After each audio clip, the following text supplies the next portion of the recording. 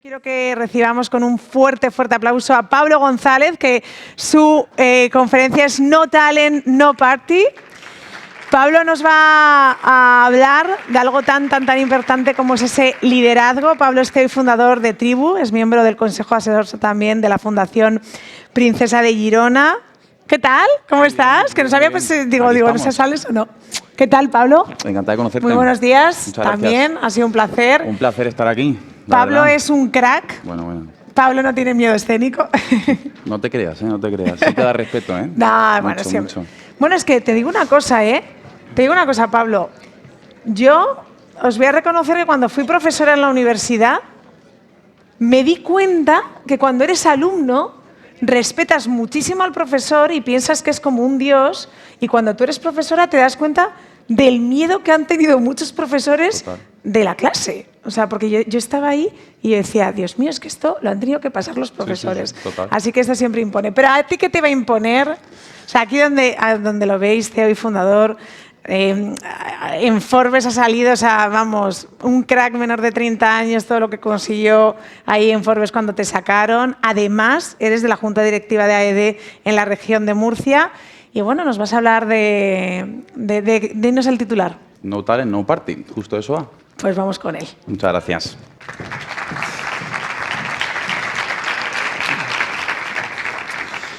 Bueno, muy buenos días a todos y a todas. La verdad que me hace mucha ilusión estar aquí. De hecho, se lo decía ayer al equipo organizador, mi primera ponencia que di hace justo 10 años, cuando empecé en esta aventura, fue Murcia, y la verdad que es un orgullo pues, poder volver aquí, ¿no?, a este sitio tan estupendo. Lo decía la maravillosa presentadora hace un momentito, ¿no?, en menor de 30, este año pues, he tenido la suerte, porque esto es muy buen síntoma, de cumplir 30. Ya por fin, ya tocaba. Y la verdad que estoy un poco rayado. Estoy un poco rayado porque, joder, yo me acuerdo cuando hace 10 años, ¿no?, empecé esta aventura de Tribu, cuando todo empieza a gestarse y un poco no a pensarse, pero sí a sentirse. Me acuerdo perfectamente que era en un momento de mucha incertidumbre para mí. Recordad, no sé, 2015, justo saliendo de la anterior crisis, momento de total pesimismo y negatividad en todo el mundo. Y todo esto comienza porque tengo la suerte de irme a trabajar de traductor. Yo estudié porque no sabía qué hacer con mi vida, como tanta gente, y me fui allí, a Panamá, y fue la primera vez en mi vida donde escuché que alguien me decía que tenía suerte por haber nacido aquí. Y claro, con 20 años, después de 20 años vividos, que sea la primera vez que escuchas a alguien decirte que qué suerte, ¿no?, de haber nacido en un país como el nuestro, a mí me llamó mucho la atención. Mucho. Yo que estaba más frustrado, absolutamente, me llamó muchísimo la atención. Y en estos 10 años de aventura, en los que hemos tenido la suerte de trabajar, y como siempre digo yo, lo mejor de mi trabajo es que me ha dado la oportunidad, ¿no?, de conocer lo mejor y lo peor del ser humano, he tenido la suerte, ¿no?, de alguna manera de poder vivir en directo todo lo mucho que las personas son capaces de ser, pero sobre todo de hacer.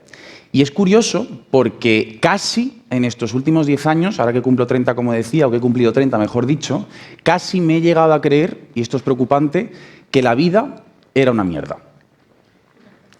Y esto lo digo con mucha preocupación porque, joder, yo lo pienso y cada vez que nos miramos alrededor, ¿no?, y de alguna manera nos escuchamos y nos hacemos ver el cómo nos sentimos y dónde estamos, a mí hay una imagen que me gusta mucho y que voy a empezar con ella, aunque el objetivo no es que salgáis de aquí dramatizados ninguno ni agobiados, pero sí con mayor grado de consciencia.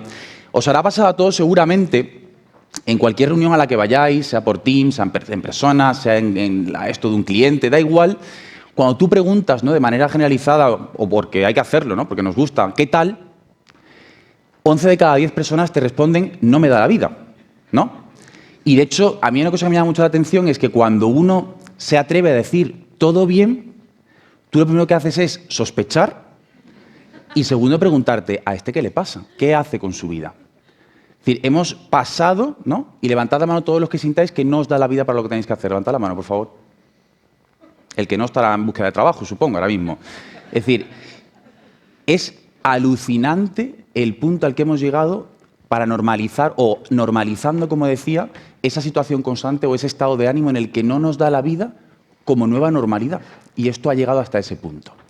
Es importante, yo siempre lo digo, ¿no? que al final el ser humano como especie, y esto no lo digo yo porque sea experto, yo de hecho, te acabo de decir, tengo 30 años, no soy experto en absolutamente nada, pero me gusta mucho aprender de aquellos que sí que lo son. Y sobre todo escucharles bien, realmente lo que dicen y de dónde vienen cada una de sus historias. Y es curioso porque el ser humano, y esto, repito, está más que demostrado, en los últimos cientos de años, ¿no? que hemos vivido, hemos repetido constantemente los mismos errores. Y por eso yo sí que soy un firme defensor de que, aunque no hay que vivir anclado al pasado, sí que hay que ser muy conscientes de dónde venimos y todo lo que de alguna manera hemos sido capaces de aprender. Hace no mucho tiempo, hace poco tiempo, como decía, todos recordaréis, y a algunos se nos ha olvidado ya, una situación con la que comienza esta década, de la que no voy a hablar, pero que es tremendamente importante recordar lo que esto marcó y lo que supuso. Sobre todo partiendo de una base que para mí es tremendamente importante, y es que todos los que estamos aquí somos auténticos privilegiados y afortunados, porque el seguir aquí hoy en día vivos, que lo damos por hecho, no es algo que desgraciadamente todo el mundo haya podido decir después de una situación tan compleja como la que vivimos hace 4 años. Cuando parecía que todo esto iba a acabar y que de alguna manera íbamos a avanzar hacia una mejor normalidad y hacia una cierta paz, de repente, como bien sabéis, en un continente como el nuestro, que llevaba muchísimos años de paz absoluta, ¿no? y de mucha tranquilidad relativa, de repente empieza una guerra que nadie ni preveía, ni quería, ni que de alguna manera, bueno, nadie esperaba, ¿no? en ese sentido. Y si no ha sido una pandemia, ha sido esta guerra. Si no ha sido de repente contexto de inflación, que si de repente se va a caer todo, que si la crisis de la vivienda, que si 18 convocatorias electorales una detrás de otra, es un constante suceder de todo tipo de acontecimientos, de todo tipo, además. Y esto es importante porque cuando ya pensamos que esto aquí se queda, de repente nos llevamos otra sorpresa y parece que esto empieza a remontar por otro lado. Y los que piensen que esto puede que acabe en una semana, en 2 o en 4, puede que sí, puede que no. Y será aquí o será al otro lado del charco. Pero lo que está claro es que van a seguir sucediendo cosas. Y para todas esas personas que yo escucho mucho en el día a día, sobre todo en gente de mi generación, pero no solo, que somos unos auténticos desgraciados, ¿no? por haber nacido en esta etapa de la historia de la humanidad y que nos haya tocado vivir todo esto, a toda esa gente que se siente desgraciada por haber nacido en este momento, yo siempre les saco esta gráfica. Una gráfica que no lo digo yo, sino que, como veis ahí, lo dice el Banco Mundial, que algo de criterio tendrá, y que viene a demostrar de manera muy visual, muy gráfica y muy realista que momentos de bajona, como dice mucha gente, ha habido siempre. Que crisis y problemas ha habido desde que existe el ser humano. Es inherente a la vida y a la especie que somos. Y esto es importante porque cuando perdemos perspectiva y nos sentimos víctimas de lo que ocurre, la manera que tenemos de afrontar todo lo que el mundo nos lanza cambia radicalmente. Crisis ha habido siempre y crisis va a seguir habiendo también siempre. Y esto es fundamental que lo tengamos en cuenta. Hay que aprender a vivir con ello.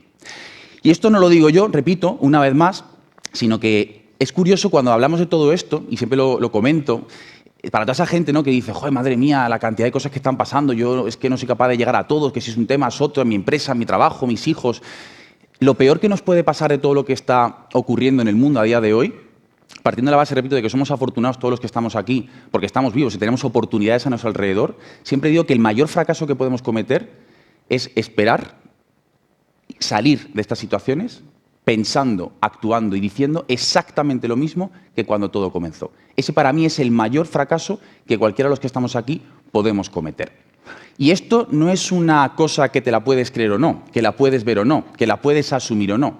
Esto es una realidad absolutamente objetiva. Y de hecho es tal el nivel del cambio que estamos viviendo que hasta el propio presidente actual por ahora de la República Francesa decía hace pocas semanas una frase que a mí desde luego me marcó muchísimo. Y él hablaba de que estamos ante el fin de la abundancia, ante el fin de la evidencia y ante el fin de la despreocupación. Esto que si ya en el día a día tenemos lo que tenemos, que este hombre se venga arriba y salte diciendo esto como que a nadie le viene bien, ¿no? Pero es una realidad. Estamos ante el fin del que hay de todo para todos todo el rato, esto se ha acabado. Estamos ante el fin de lo que parece evidente, de porque esto siempre se ha hecho así, siempre ha funcionado, esto siempre ha sido así, seguirá siéndolo, esto ha muerto y sobre todo, y a mí esto me alegra mucho de la despreocupación, esto no va conmigo, esto ha muerto también. Y esto os lo digo porque hay algo que tenemos que asumir, y lo decía antes, y esto es importante tenerlo tremendamente claro. El mundo ya no es lo que era.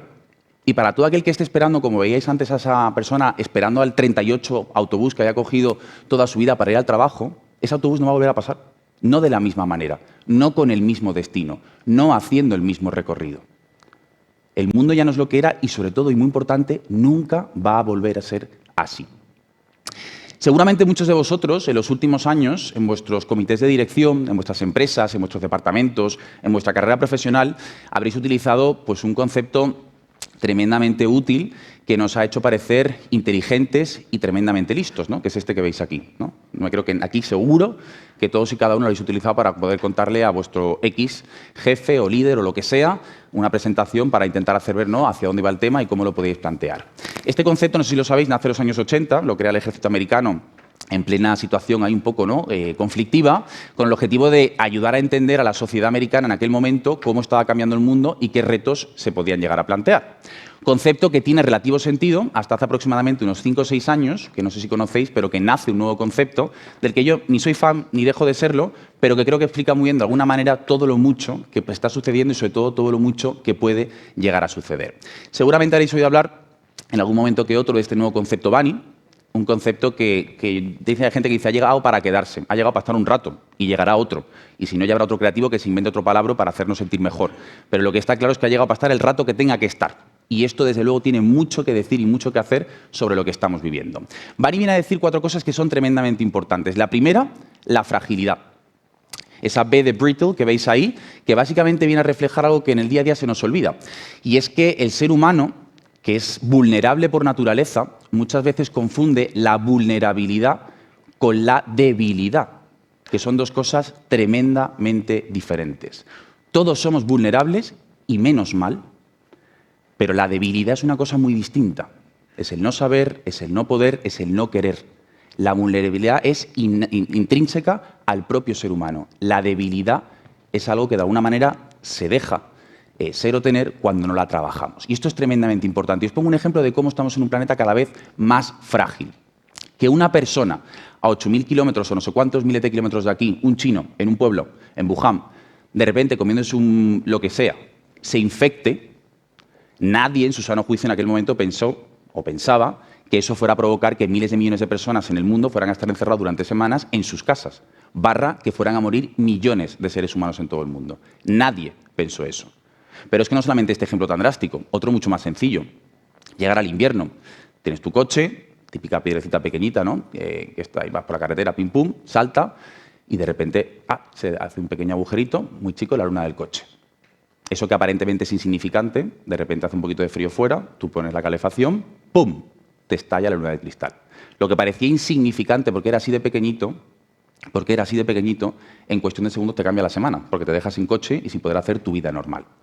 No somos conscientes de hasta qué punto somos frágiles, somos vulnerables y, ojo, cuidado, esto no es malo, es naturalmente humano. Y esto es tremendamente importante que lo recordemos porque solo aceptando que somos vulnerables somos capaces de afrontar todo lo que el mundo nos está lanzando.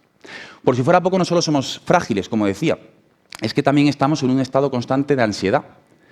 Es curioso, ¿no?, y hablando aquí del telediario, a mí me hace gracia porque, joder, creo que es en el caso de Antena 3, además concretamente, de todas las noticias que se dan, a mí me hace gracia que luego hay una sección que sea la noticia positiva del día. Solo hay una, de verdad, solo hay una, no me lo creo. Pero la realidad es que da igual el telediario que veas, el periódico el telediario que veas, el periódico que leas, el podcast que escuches, da exactamente igual, estamos todos constantemente en una situación de estrés absoluto y de ansiedad constante. Y ante esto hay 2 formas de hacerlo. Hay gente que lo que hace es que se baja de la vida y dice, yo esto no puedo, yo paso, a mí esto no me da, no tengo yo capacidad, yo ya me pilla muy mayor, a lo mejor tienes 32, pero ya te ves con la capacidad de decirlo, y dice, yo me bajo, y gente que dice, no, yo es que esto tú no sabes lo que me puede... Yo es que he visto hoy que esto está llegando, mañana yo estoy enfermo porque acaba de llegar la nueva cepa de algo que no existía, yo mañana esto lo tengo, Y gente que se lo cree y somatiza como nadie, campeones en ello. Y hay los 2 extremos. Y esto no es sano, porque esto va peor. Y esta ansiedad nos está comiendo. Lo veamos o no, lo creamos o no, nos está comiendo. Por si fuera poco, no solamente fragilidad y ansiedad, es que vamos a un tercer nivel, que es este que veis aquí. Y es que estamos en un planeta en el que las causas de algo cada vez tienen menos que ver con las consecuencias que pueden llegar a provocar. No sé si recordáis, esto se nos ha olvidado, porque el ser humano, por suerte, para sobrevivir tiene que hacerlo. Hace unos cuantos meses, ¿no?, recordáis que hubo un banco en Silicon Valley que quebró, ¿no? Y de repente todo en los periódicos y todo en los telediarios y todo el mundo, en fin, ¿no? Nueva guerra y nueva situación, crisis económica, acatombe mundial. Pasan 3 días, no pasa nada y de repente hay problemas gordos con un banco en Suiza. ¡Ostras! Si esto ya llega a Suiza, esto es cuestión de que mañana llegue aquí al BBVA, al Santander o a CaixaBank, porque esto está pasando en Suiza, que ya está un poquito más cerca, esto va a pasar. Pasan los días y ahí se queda. Que uno de los mayores bancos de Silicon Valley, cuna del emprendimiento, la innovación, la inversión, quebrara, parecía que iba a ser el inicio, ¿no?, de una grandísima depresión. Y no pasó, entre comillas, absolutamente nada. Causa, consecuencia, ¿no? Algo muy fuerte como causa y de repente la consecuencia, nada. Pero al mismo tiempo que un chino se coma de repente un murciélago, que es algo insignificante, la consecuencia que puede llegar a tener. Con lo cual no hay una linealidad entre las causas y las consecuencias. Y esto hace que sea cada vez más complicado prever o predecir lo que el futuro nos puede llegar a deparar. Y por si fuera poco, hablamos también de un mundo incomprensible. Nunca en la historia de la humanidad habíamos tenido tantos datos meteorológicos y, sin embargo, el daño que va a hacer y la capacidad que estamos teniendo de prever o de prepararnos para ese grandísimo huracán de grado 5 nunca visto en este siglo en el estado de Florida, en Estados Unidos, ha sido demoledor. Demoledor. Porque por mucho que intentemos entender con los datos que cada vez tenemos más, millones y millones y millones, cada vez es más incomprensible la cantidad de cosas que están sucediendo ahí fuera. Claro, la gente que diga, ostras, nosotros habíamos pagado para venir a un evento para salir motivados, ¿no? No para salir con ganas de tirarnos por la ventana, ¿eh? Pero yo creo firmemente, de verdad, que si no somos conscientes del mundo que hay ahí fuera, difícilmente vamos a poder hacer absolutamente nada. Por eso creo que lo primero en la vida es ser consciente. Es ser conscientes de lo que está pasando, de dónde estamos y sobre todo de lo que podemos hacer. Creo que a nadie le sorprenderá cuando aparecen imágenes como estas, ¿no?, en cualquier lugar que veamos o escuchemos, que el mundo está cambiando, que estamos ante un nuevo cambio de modelo económico, que estamos ante una nueva realidad social, que se está replanteando lo que significa el bienestar para las personas, que estamos replanteándonos lo que importa, ¿no?, el papel que le damos al trabajo en la vida, que están surgiendo nuevos movimientos culturales, sociales y políticos, etcétera, etcétera, etcétera. Y todo esto os lo digo porque ante esta situación con tantísima locura y tantísima inestabilidad, ¿no?, a todos los niveles, la cara que se nos queda en el día a día a todos nosotros, por más listos que seamos o más años que llevemos de vida a la espalda, es esta. Es muy complicado. Es muy, pero que muy complicado. Y a mí hay un tema que me gustaría preguntaros, porque claro, yo cuando veo todo esto, os decía, ¿no?, con 30 casi me llego a creer en estos primeros 10 años de trabajando, ¿no?, que la vida es una mierda, casi me lo creo, no me lo he creído, me resisto a creérmelo. Cuando uno ve todo esto y esta situación, me gustaría, por favor, que levantarais la mano a aquellos a los que lo que está pasando ahí fuera os preocupe. ¿A cuántos de vosotros inquieta lo que está pasando en el mundo? Levantad la mano, por favor. Bien, veo que a todos. Si hay alguno que no, por favor, que me lo diga y me lo explique cómo lo está haciendo. Pero cuando uno ve todo esto, es normal que nos inquietemos. Somos vulnerables, es humano. Pero hay una cosa que a mí, en estos últimos años, y esto me lo dijo mi padre hace ya unos cuantos y será la mayor herencia que me deje, me marcó absolutamente. Seguramente todos vosotros en vuestro día a día conoceréis gente que vive preocupada como actitud, ¿eh? Gente, de hecho, yo siempre digo que hay más gente preocupada en el mundo que CEOs en LinkedIn, que ya es decir, ¿eh? Y cuando hablamos de esto, de la gente que vive preocupada, que es gente a mí personalmente me parece tremendamente cansina y muy tóxica, muy pesada, la gente preocupada es muy pesada. Muy pesada. Y además, cuando hay gente que dice, pues yo no conozco a nadie, preocúpate porque a lo mejor eres tú y no te has dado cuenta. Preocúpate. ¿Y esto por qué os lo digo? Porque cuando uno piensa lo que significa la preocupación y vivir preocupado, nos lo llevamos a esto, ¿no? La palabra preocuparse, una palabra de castellano, que básicamente, como veis aquí, ¿no?, preocuparse. Yo vivo preocupado, yo estoy preocupado, me preocupa algo. Y cuando uno la dice en voz alta, llega a una conclusión muy sencilla. Y es que preocuparse es lo que uno hace antes de ocuparse, ¿no? ¿Cuánto tiempo y cuánta energía dedicamos a vivir, sobre todo además, haciéndolo saber al mundo que estamos tremendamente preocupados por cosas de las que no podemos hacer absolutamente nada o de las que pasamos olímpicamente de ocuparnos? ¿Cuánto tiempo y cuánta energía al día? ¿Y cuánto tiempo y cuánta energía por hacerlo y dedicarlo a eso no estamos dedicando a lo verdaderamente importante, que es a ocuparnos de aquello que sí que depende y de lo que estamos dispuestos a hacer algo? ¿Cuánto? De hecho, dicen que el 95% de las cosas que nos preocupan a los seres humanos nunca acaban sucediendo. 95%. Hay gente que las provoca, pero de estado de situación normal, el 95% no acaban sucediendo. Imaginaos la cantidad de energía y de tiempo que estamos dedicando a eso. 95% de las cosas que nos preocupan no acaban sucediendo. ¿Y por qué os digo todo esto? Porque en un país como el nuestro, del que yo soy tremendamente fan, y siempre lo diré, es curioso porque cuando hablamos de la gente preocupada, ¿no? Que en este país nos gusta mucho la preocupación, es un estado de ánimo absolutamente normal, ¿no? Y cotizado en el IBEX, la preocupación es una cosa que se lleva, que se destila, que está de moda vivir preocupado, como decía antes, ¿no? Al que le da la vida es raro. Miradlo de cerca al que le dé la vida para hacer las cosas que quiere. Es raro hoy en día, en 2024, casi 25. Y es curioso porque cuando nos vamos a los datos de lo que pasa en España, según el barómetro este que hace todos los años la Comisión Europea, el 71% de los españoles pensamos que nuestro país va mal o muy mal. Pero, sin embargo, y esto es curioso, el 73% piensan que su situación personal es muy buena o cojonuda. Entonces tú dices, escúchame, ¿esto cómo puede ser? Todo va mal, pero a ti te va de puta madre. Yo no lo entiendo. Yo no lo entiendo. Y no solo esto, es que si te vas a otros datos, el 31% de la gente de este país confía, ¿no? De alguna manera, no confían, perdón, en que el gobierno, confían en que el gobierno y las empresas y otras instituciones son capaces de resolver el problema, solo el 31%, solo el 31%. Sin embargo, el 69% de esos mismos dicen que ellos tienen capacidad de hacer cualquier cosa que se propongan. Cuando digo yo, los gobiernos y las empresas que la forman. Y frente a estos porcentajes hay uno que yo sí que tengo meridianamente claro, pero meridianamente claro, y esto lo dice la fuente del sentido común. El 100% de los que estamos aquí, de la gente que está en este país y en el mundo en general, no tenemos ni idea de lo que va a pasar. Eso sí que es una realidad empírica. Absolutamente. ¿Y por qué os digo esto? Porque cuando vemos estos datos y nos damos cuenta de lo que está pasando ahí fuera, tenemos que tener en cuenta que hay tres cosas que no podemos obviar. La primera, que estamos en una revolución constante. Lo he dicho antes. Si no es un tema económico, es un tema social, si no es un tema político, un tema tecnológico, medioambiental, constante. Eso es lo primero. Lo segundo y muy importante, que estamos en un momento absolutamente histórico. Y histórico no es lo negativo. Nunca antes en la historia de la humanidad hayamos tenido los niveles tan bajos que tenemos a día de hoy de gente, por ejemplo, de mortalidad infantil. Del año 2010 al 2019 se han multiplicado por 2 el número de mujeres en puestos directivos de las 5.000 empresas más importantes del mundo. Y se ha triplicado la capacidad que tienen los hogares de acceso a Internet, reduciéndose a menos de la mitad los hogares que no tienen, por ejemplo, acceso a electricidad en los últimos 10 años. Así, 1 millón de datos más. Esto no sale, pero esto está ocurriendo. Y todo esto que os digo, la tercera gran conclusión que es importante, otro tema que tenemos que tener en cuenta, es que nada de esto es casualidad.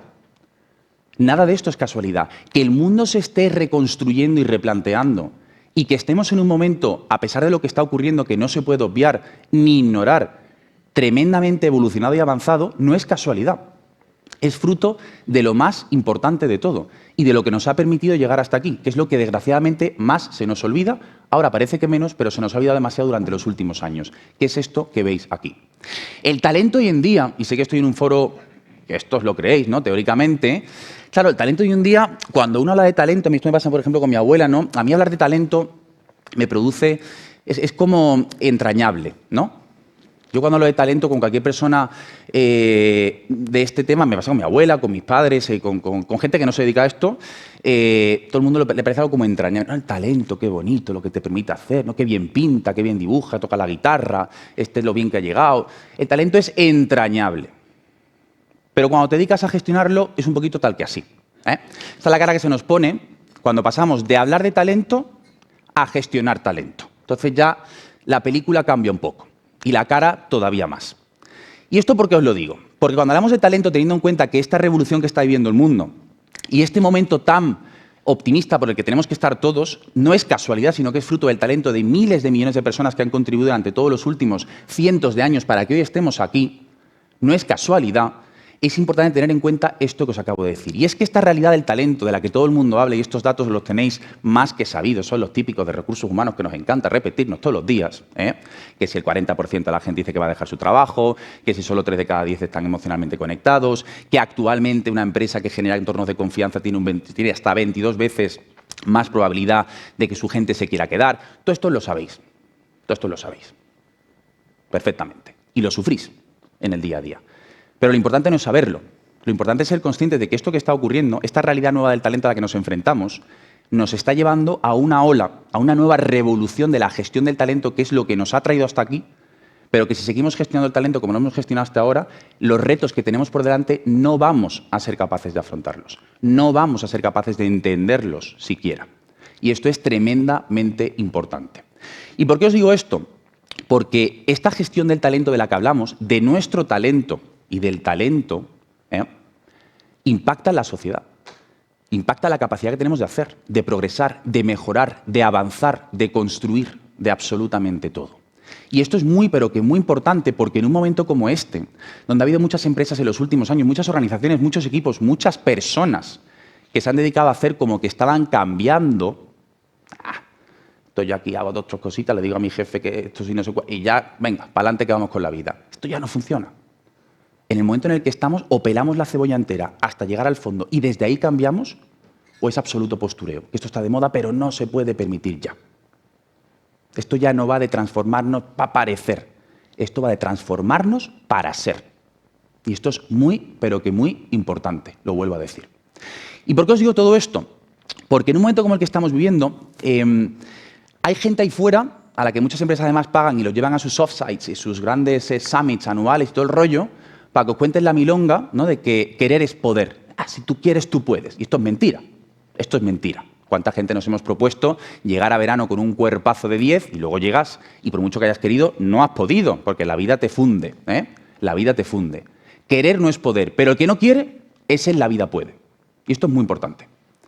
Y dicho esto, antes hablaba en el tema, ¿no?, el tema de la motivación, a mí me encanta porque a mí esto de la gente motivada o desmotivada me gusta mucho verlo, porque la verdad que te alimenta mucho y te da mucho juego, ¿no?, el vivir rodeado de gente motivada y desmotivada. No sé si lo sabéis, cuando hablamos de la motivación, hay peña, esto os pasará seguramente en el día a día, que espera de vosotros, como funciones de recursos humanos, de talento, de como el nombre que os habréis puesto ahora, que seáis no los enchufadores de esa motivación. Y aquí ya empiezan las risas por no llorar. Pero esto pasa, Y hay una cosa que tengo muy claro, pero muy, muy clara, y cada día que pasa la tengo más, porque además yo, fíjate, acabo de cumplir 30 y mucha gente, yo me acuerdo cuando empecé a trabajar en todo esto, estaba el tema, ¿no?, de la gente, que hace falta más gente joven, que si la gente mayor. Mira, yo digo una cosa, yo estoy cansado de la gente joven y de la gente mayor. Yo lo que quiero es gente adulta, con 20 y con 50. Eso es lo que hace falta, gente madura, no gente joven o gente mayor. Gente sin etiquetas, con la capacidad de saber estar y de saber aportar.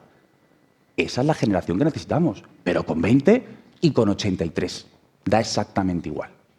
Y esto os lo digo porque cuando hablamos de motivación, hay mucha gente que espera a que la motivación les caiga. A mí me hace gracia porque tú coges una empresa a 10 personas y les preguntas, oye, contadme qué os pasa. Los 3 que más se te quejan son los únicos 3 que cuando pasan 5 años siguen en la empresa. Los 3 que se quejan hasta de cómo pasa la mopa la limpiadora, pasan 5 años y son los únicos 3 que siguen ahí quejándose de lo mismo. Si no te gusta, vete. No pasa nada. Anchas Castilla. No pasa nada. Y esto es importante porque hemos delegado nuestra propia motivación. Y esto es un problema. ¿Por qué? Porque, como siempre digo, motivado ni se nace ni se crece. Se levanta y se propone no estarlo cada mañana. Y de hecho, en Estados Unidos, que sabéis que se estudia mucho allí, hay un análisis que se hizo en la universidad, creo que fue de Stanford, si no me equivoco, que habla de que la motivación tiene como 2 ejes cardinales, ¿no? Tiene como, si fuera norte, sur, este, oeste, pues tiene 2 temas. Por un lado está la cantidad de motivación, que básicamente lo que te mide es muy motivado o poco motivado, y tienes también otra parte muy importante de calidad de motivación. Esto sonará. Todos tenemos el típico día, ¿no?, que tú dices, joder, son las 12 de la mañana, tenía 14 vacantes, he llenado 18, tenía que subir salarios, he subido y me ha sobrado dinero, tenía que reportarle a mi jefe no sé qué y no le ha hecho falta, de repente me ha dicho que no me preocupara, que lo tenía todo claro, que se había enterado de lo que había contado de talento mi CEO, y todo, ¡guau!, ¿no? 12 de la mañana, es que como yo siga así, mañana soy accionista mayoritaria de la empresa en la que trabajo, porque lo tengo claro. Pero hay días que tienes más vacantes que personas trabajando, más peticiones que necesidades en el mundo y, sobre todo, más problemas que yo qué sé, que días vividos en tu vida. Dices, esto no lo puedo llegar a entender cómo está pasando. Y suele pasar más esto segundo que lo primero, todo se ha dicho, Claro, cuando tú ves esto, te das cuenta de que hay mucha gente en el mundo muy motivada, con mucha cantidad de motivación, que está fenómeno, Pero cuando uno está muy motivado y con mucho talento, ¿no? Yo estoy muy motivado, además la gente que está muy motivada suele hacerlo saber, ¿eh? Porque si no, no eres un buen motivado. O sea, si no lo haces saber a la gente que te rodea, no eres del todo bueno. Eres semi-bueno. Entonces, el que está muy motivado lo suele hacer saber. Pero cuando uno está muy motivado, pero está mal motivado, aunque tengas todo el talento del mundo, puedes acabar tal que así. Y no me refiero con esa nariz. Esto es muy, pero que muy importante. Porque hay peña en las empresas, hay personas concretas, y algunos estarán entre nosotros, y no le voy a decir que levante la mano, que se piensa que esto de la motivación es como irte al Zara Home y comprarte una cosa que en vez de poner Black Vanilla, pone O de motivación. Y esto hay peña que se lo cree. Entonces dice, yo esto lo voy a comprar, lo voy a poner allí en la sala de reuniones, lo voy a poner en la entrada, y a lo que la gente pase, y le dé ahí el subidón, y se sienten en su sitio, van a estar tremendamente motivados. Porque es que además de los micaos gordos, esto que no veas tú cómo huele, ¿no? Y esto hay gente que se lo cree que ocurre. Yo siempre digo que estar motivado es exactamente igual que ir al baño. Nadie lo puede hacer por ti. Y esto es muy, pero que muy importante. Nadie lo puede hacer por ti. Y de las 4 grandes gestiones que tenemos por delante y que tenemos que ser capaces de afrontar en los próximos años como organizaciones para trabajar el talento que tenemos, la primera de ellas y la más importante es la gestión de la responsabilidad. Porque el trabajo es un derecho, pero el trabajo también es un deber. Y por encima de absolutamente todo en la vida, y la única manera de garantizar que los derechos se mantienen, es asumiendo la responsabilidad que tenemos. En el momento que alguien le sube el salario a una persona y el que está siendo subido salarialmente siente mentalmente me lo merezco, en vez de me lo he ganado, que fijaos, dice, es lo mismo, ¿no? No. No es lo mismo que a mí me den algo y diga me lo merezco que decir me lo he ganado. Porque cuando uno dice me lo merezco, a la tercera subida es un derecho adquirido. Cuando uno dice me lo he ganado, es consciente, valora, aprecia el proceso que ha tenido que seguir para llegar hasta ese punto. El lenguaje lo cambia todo y la responsabilidad lo marca todavía más. Para toda esa gente que vive preocupada, como decía, ¿no? Y hay otro dato del European Social Survey que lanzaban el año pasado que decía que solamente el 25% de los españoles cree que la mayoría de la sociedad española está preparada para afrontar lo que el mundo nos depara. Solamente el 25% pensaba, cuando me hace gracia porque dice la mayoría somos todos nosotros. Si solo el 25% lo piensa porque estamos pensando que el resto son más tontos que nosotros. Esa es la realidad. Y cuando uno analiza esto, se da cuenta de la importancia de algo de lo que hablamos poco en España, pero que es uno de nuestros mayores cánceres como sociedad, que es el tema de la confianza. Esta imagen que veis aquí, que alguna vez, por suerte o por desgracia, habrá tocado a lo mejor tener que pasar, ¿no? Por algún quirófano, alguna intervención médica, es curioso porque, no sé si lo sabéis, en Estados Unidos, hace unos años hubo una filósofa que lo que hace es que coge y dice, oye, voy a cogerme los supuestos 50 mejores quirófanos, ¿no? Que sacan un ranking todos los años, de todo el país, para ver por qué entre los 50 mejores con los 50 mejores médicos de todo el país hay unas diferencias de tasas de mortalidad tremendamente dispares. ¿No? ¿Esto cómo puede ser? Que los 50 mejores médicos de todo el país, en los 50 mejores quirófanos de todo el país, luego haya mortalidades radicalmente opuestas entre unos y otros, cuando todos teóricamente han recibido la misma formación y tienen más o menos los mismos medios. Empieza a investigar durante 2 años aproximadamente, y cuando empieza a investigar esta mujer, se da cuenta de que casualmente, aquellos quirófanos, aquellos equipos en quirófano que al acabar cada operación reportaban más errores, es decir, reconocían haberla cagado más y lo veían claro, eran aquellos que a la larga reducían la mortalidad de los quirófanos de manera absolutamente radical. Que tú dices, ¿cómo puede ser que los que más se equivoquen menos maten, ¿no? Como entre comillas? Es que no es así la lectura. Es cuando tú eres capaz de levantar la mano, de hablar en libertad, de sentir la confianza, seas el médico rey o la última enfermera o enfermero que haya entrado en el sitio, y decir, oye, esto no está funcionando, esto está ocurriendo, y de reportarlo, la capacidad que tenemos de aprender y de mejorar es infinita. Versus aquellos sitios donde vaya a ser que yo diga que esto está mal y me crucen, mejor me callo. Eso sigue muriendo gente porque hay gente que esto se calla. No porque quieran callarse, sino porque a lo mejor no sienten la confianza para poder hacerlo. Con lo cual, el gran diagnóstico, nunca mejor dicho, era que a mayores niveles de confianza en un quirófano y a mayores capacidades que tenían de reportar lo que estaba saliendo mal, menores tasas de mortalidad se estaban produciendo. Hay un ejemplo muy bueno de una historia que alguno de vosotros seguramente conoceréis. Esta imagen, no sé si suena a este chico. ¿Os suena alguno? ¿Alguna? Bueno, este chico que veis aquí se llama Thomas Edison, que es el que permite que este focazo me esté dando a mí aquí toda la luz. Este chico, no sé si sabéis su historia, pero es una historia muy curiosa, porque sabéis que es americano también, yo me voy mucho allí, pero aquí pasan cosas también. En Estados Unidos este chico nace, y cuando tenía, creo que nació, si no me equivoco, cerca de Chicago, y cuando a los 3, 4 años, creo que era un poquito más mayor, de repente el padre de Thomas cambia de curro y se tiene que ir a otra ciudad. Y cuando cambian de ciudad, a las 3 semanas aproximadamente de estar en ese nuevo cole, la profe, la maestra de Thomas, le dice, oye, toma esta carta, por fin, dásela a tu madre, que la lea ella solamente. Eso como niño a ti ya te pone en tensión. Y a lo que llegas a tu casa, encima se la das a tu madre, imaginaos la situación, y de repente la madre de Thomas la abre, la empieza a leer y empieza a llorar. Y a llorar. Imagínate al niño ya no sé dónde meterse. Y le pregunta, mamá, ¿qué ha pasado?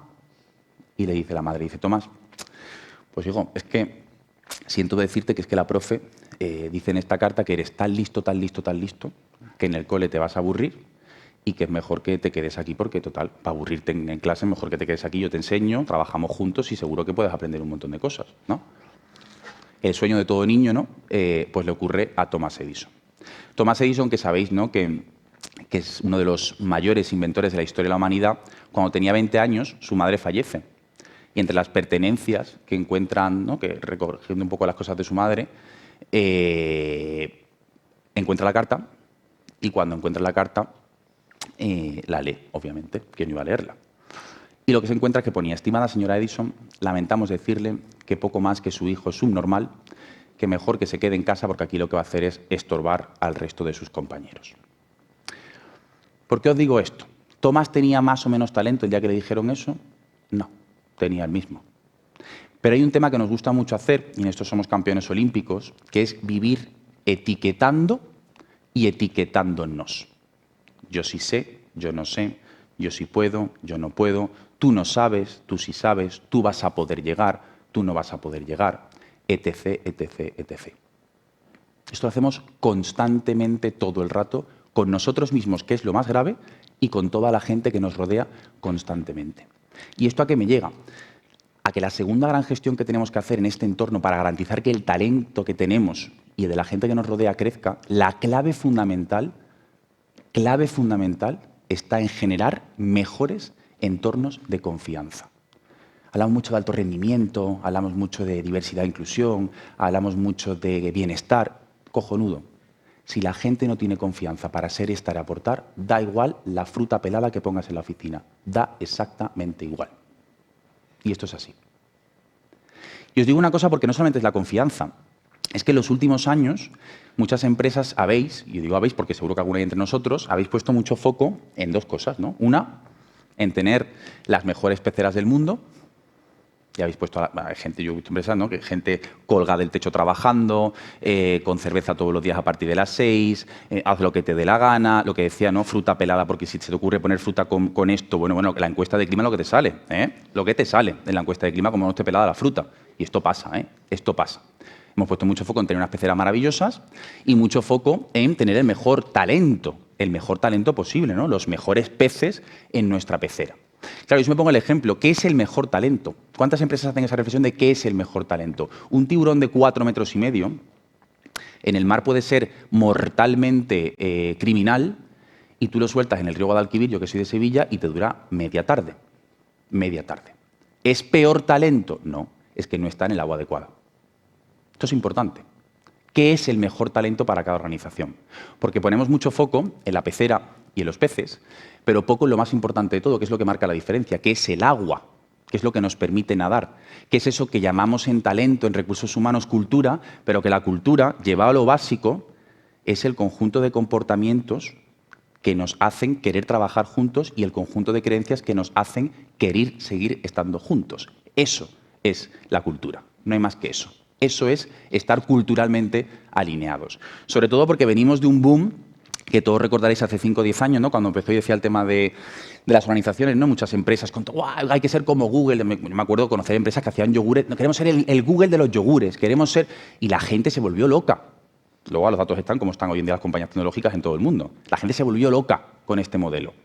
Y pasamos de esto, con señores grises trabajando ahí todos los días, a de repente esto, todo el rato. O sea, ha sido como una cosa, ¿no? Y esto a mí me hace mucha gracia estos roles nuevos que nos hemos inventado. El Chief Happiness Officer. ¿Qué nos hemos fumado? El Chief Happiness Officer. ¿Pero en qué punto estamos? O sea, ¿hasta dónde hemos llegado? Luego hablamos de inteligencia artificial. El problema no es la inteligencia artificial, es la estupidez humana. Ese es el mayor reto que tenemos en el siglo XXI. La gestión de la estupidez humana. A mí la inteligencia artificial no me preocupa. Me preocupa la estupidez humana. Eso es lo verdaderamente grave. Y esto lo digo porque hay un concepto que seguro que todos vosotros y vosotras en los últimos años habréis utilizado, que es el tema, y me encanta esto, del engagement. Esto. El engagement, lo que nos ha dado de comer. La de slides que nos ha rellenado esto del engagement, las encuestas de clima, o esta gente dice, no, yo pregunto a la gente cada 2 años cómo están. Anda, no te pasa cosas 2 años. Y han subido los niveles. Pues suerte has tenido, también te digo, suerte has tenido. Claro, esto del engagement, yo siempre lo digo, en esta foto que ponía aquí hace un momentito, en esta época había 2 niveles de engagement. 2. O estabas engaged o en la calle. No había más engagement que este. Eso era el engagement. ¿Tú estás engaged? Sí, aquí. ¿Tú no? A la calle. Ya está, era muy sencillo. Y hoy en día, y esto es curioso, cuando nosotros vamos como tribu a muchas empresas y muchas organizaciones con las que trabajamos, nos encontramos que hay gente que mide el engagement por colores. Y tienes a la gente, no, yo soy color rojo de engagement, yo soy color azul. Pero esto es una cosa, pero es que hay gente que lo hace con animales. Yo he visto organizaciones, no, yo soy equipo elefante de engagement, yo soy equipo... Digo, esta gente que se inventa estos modelos, ¿dónde está? Porque esa gente vota luego. Esa gente vota. Y algunos hasta cotizan, que esto es lo grave. Esa gente vota y algunos cotizan. Los que se inventan esos modelos y otros los compran, que es lo peor. Esto del engagement, que es en inglés dicho muy guay, no deja de ser compromiso, que parte de la responsabilidad y de la confianza, todo se ha dicho. Hay organizaciones, y esto hay un montón de estudios, que cuando hacen el símil con esto del engagement y de cómo funciona todo, y hacemos el símil con un barco, ¿no? Que estamos todos remando ahí en la misma dirección y todos en plan empowered, ¿no? Que también es otro término estupendo. Cuando nos vamos a esto del engagement, hay organizaciones que miden todo esto, que dicen, se clusteriza, ¿no? Por así decirlo, en 4 niveles, ¿no? Y dicen, oye, en un equipo de 10 de media, tienes unas 3 personas que reman con energía y entusiasmo en el día a día en la dirección adecuada. Tienes 4 que dicen, yo para qué voy a remar si ya reman los de adelante. Tienes 2 que se han dejado el remo en casa, que esto con el de trabajo se te ha acabado. Y tienes 1 que rema en la dirección contraria, que hay gente que dice, este último será o el más tonto o el último que ha entrado. Y a veces no ninguno de los dos, sino que es tu jefe. O tú. Claro. No es que el equipo no rema. No. Habrá gente que no reme. A lo mejor esa gente no tiene que estar. Pero no es una cuestión de remar mucho. Es que venimos con esto, lo decíamos antes al principio. No es remar mucho. ¿Tú para qué remas en el día a día? Cada persona rema a su manera, como sabe y como puede, porque no hace nada con un manual de cómo vivir, de cómo hacer las cosas perfectas, término que además es inexistente. Entonces, esto no va ya en un mundo en el que estamos hoy en día de remar más que nadie, o de remar mejor que nadie, o de remar mucho todos los días. Somos personas, tenemos momentos, nos podemos divorciar, tenemos la pérdida de un familiar, tenemos una situación complicada, tenemos un mal día, y ya. Somos personas, no todo el rato remamos igual. No todos remamos de la misma manera. Y eso es normal y sano. El problema viene cuando 1, la gente no quiere remar, y cuando 2, la gente no sabe hacia dónde tiene que remar. Porque si todo el mundo rema muy fuerte, pero cada uno le da para un lado con el palo, ¿a dónde vamos? ¿A dónde vamos? Y esta es la gran clave que tenemos que ser conscientes de trabajar y de esto en los próximos años. El cómo pasamos de tanto team building y tanta cosa que nos inventamos constantemente a de verdad trabajar la tercera gran gestión que tenemos hoy en día, que es cómo integramos mejor a la gente, dándoles el lugar que necesitan para que desde su responsabilidad y la confianza que entre todos generamos, sepa para qué rema y lo pueda hacer como mejor sepa, mejorando cada día desde, una vez más, su responsabilidad individual. Y esto es fundamental. Y acabo con la cuarta gran gestión. Hablamos de responsabilidad, hablamos de confianza, hablamos de integrar, que no es tener gente diferente, esto no es tener una empresa Benetton, esto no va por ahí. Esto va de integrar de verdad. Porque, repito, y esto es muy importante, cuando hablamos de todo esto, a mí me hace mucha gracia porque hablamos de la cultura de las organizaciones, ¿no? Que integran, inclusivas y todo el rollo. La autenticidad es como el trabajo. Hay gente que dice, no, es que tengo derecho a trabajar. Tienes derecho a ser tú mismo, pero también tienes la responsabilidad de serlo respetando a los que te rodean. Y nos encanta hablar del derecho que tenemos a trabajar y a ser nosotros, pero muy poquito de la responsabilidad que tenemos de trabajar y de respetar a los demás. Y ahí está la clave. Ahí está la verdadera clave. Y voy acabando ya con esta última parte, en la que también hablaba antes del tema del engagement, hablaba antes de los Chief Happiness Officer. Es curioso porque, no sé si lo sabéis, todos los años a nivel mundial se hace un estudio de los países más felices del mundo.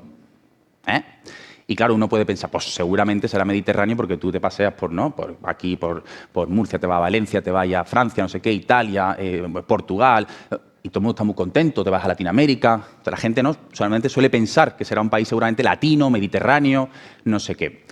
Es curioso que llevan ya 5 años ganando esta gente. Que yo digo una cosa, yo he estado en Finlandia y yo no he visto a ningún finlandés con una cara de decir, esta gente se come el mundo. Yo no lo he visto.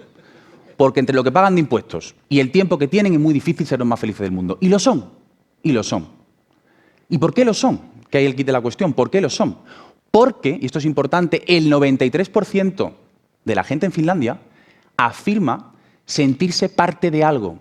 Un grupo de fútbol, un partido político, una empresa no sé qué, un grupo de no sé qué de amigos, este tema para ir a la montaña.